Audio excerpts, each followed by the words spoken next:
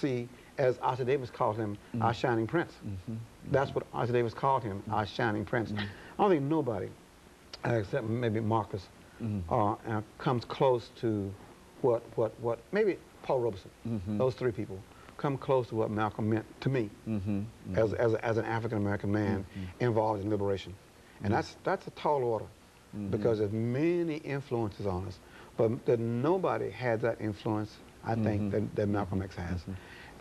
And it's interesting when I look back at my life and people say, who was your major influence?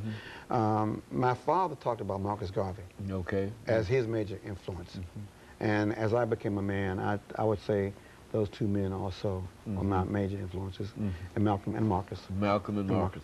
I think Malcolm set the tone for how you do not be deceived by your oppressor.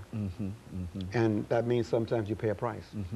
And it's interesting that Malcolm said to us, and on some of his recordings, is he wanted to know and wanted King to know that probably America was going to take them both out, whether you're violent or non-violent. It really didn't matter. It didn't matter. It did not matter. It didn't matter that he was a leader, and that's what America couldn't understand. Exactly. Didn't like the fact. If you're a token, like Clarence Thomas, you rise. You aspire to be all you can be, and you become all you can be that they want you to be.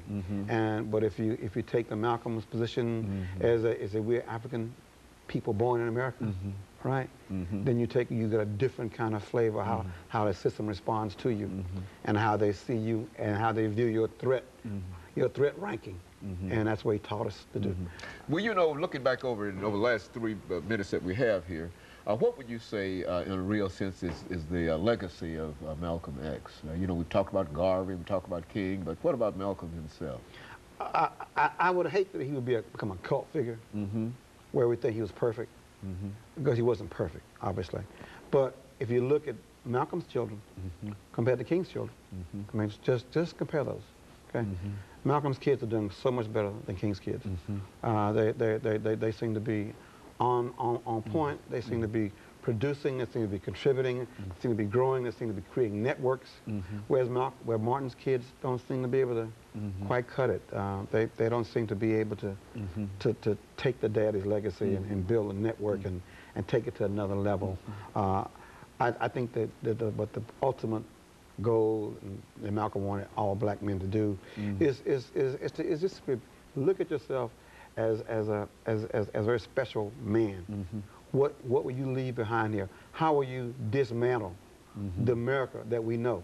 Because he always said, America would never accept you in civil rights terms. You've got to become a human rights activist, because until they respect you as a human right, you have human rights, you can't have civil rights. As long as the Constitution says, he said, as long as you're 2/3 of a human being, 3/5 or 4/5, no civil rights is going to ever allow you to walk into the arena of mankind and hold your head up high, because someone has decided to fractionalize you. And Malcolm saying, he constantly said, no, never let anybody decide because you have African blood in you that you are not part of the human race. I think that's his legacy. You know, last minute here, now, one thing in reference to King, a lot of folks who talk about King's assassination will tell you that their world came to an end that day. What was your attitude in reference to when you first learned of the assassination of Malcolm? I thought that at this point, we need to never look back on anything he said with lightly. Now that he's gone, his words became more important. His blood stopped flowing in his body, but the fire in us really ignited. That was my feeling.